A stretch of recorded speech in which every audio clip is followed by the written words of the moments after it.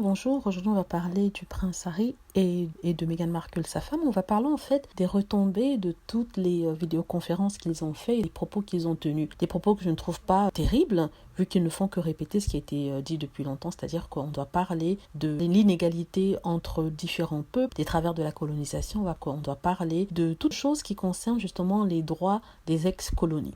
Donc ils ont dit tout ce que d'autres personnes disaient auparavant et ce qu'ils ont dit est très juste, mais apparemment certaines personnes ont pris ça comme une attaque directe contre la reine d'Angleterre, sachant que la reine d'Angleterre, la grand-mère du prince Harry, est en fait la patronne du Commonwealth. Elle préside l'organisation qui s'occupe des anciennes colonies. Apparemment, elle aurait créé le Commonwealth Trust, c'est-à-dire l'organisation pour laquelle le prince Harry et Meghan Markle avaient été nommés président et vice-président. Et c'est elle qui aurait créé ça pour soi-disant donner une chance aux jeunes, à la jeune génération des personnes issues des ex-colonies. Aujourd'hui, tout le monde s'acharne sur le prince Harry. Quand je dis tout le monde, c'est la presse et les médias anglais, bien sûr. Les médias anglais qui sont déjà très conservateurs et qui sont bien sûr à la botte de la famille royale, travaillent, je vais dire, en collaboration avec la famille royale. Au lieu de se préoccuper du prince Andrew qui est vraiment dans la muise, j'ai pas envie de dire en autre mot, il s'occupe du prince Harry. Le prince Harry qui n'a rien dit de mal, qui n'a fait que confirmer et répéter ce qui a été dit auparavant par rapport aux problèmes qu'il y a. Non, on va s'occuper de lui, on va créer toute une sorte de drama autour de ce qu'il a dit afin de lui rappeler que premièrement, il a aussi tenu des propos assez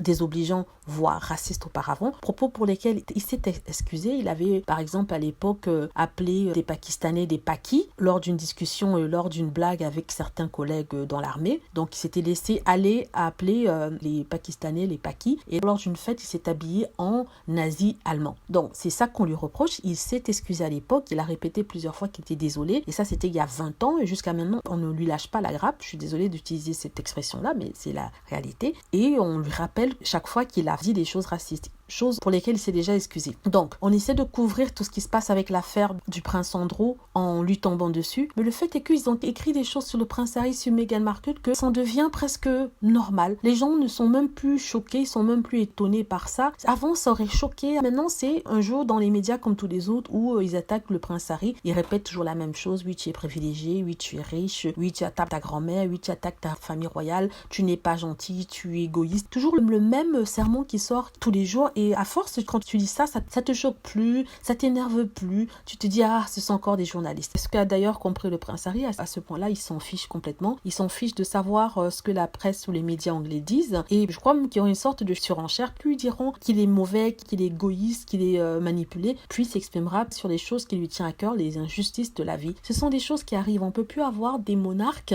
Quand je parle des monarques, je parle bien sûr de la royauté anglaise, qui ne font que parler des choses banales. Par exemple, je vais planter une fleur, je vais parler de mon petit enfant qui a perdu une dent. Le monde de nos jours est polarisé, on veut des discours poignants, on veut des discours qui parlent aux gens. Et aujourd'hui, planter des fleurs, même si elles sont belles, je ne dis pas le contraire, planter des fleurs, prendre des photos, sincèrement, c'est d'une banalité ou d'un banal incroyable. On veut des monarques qui ont une opinion. Même Charles s'est exprimé sur, par exemple, le climat. Il a eu des propos très durs contre les grandes puissances en ce qui concerne le climat. On ne veut plus ce genre de rois ou de reines qui sont passifs et qui ne parlent que des choses qui ne dérangent pas. Voilà, j'espère que vous avez aimé ma vidéo. N'hésitez pas à cliquer sur like si c'est le cas, à vous abonner pour plus de vidéos et aussi à cliquer sur la petite cloche afin d'être averti lorsque je poste une nouvelle vidéo. Merci.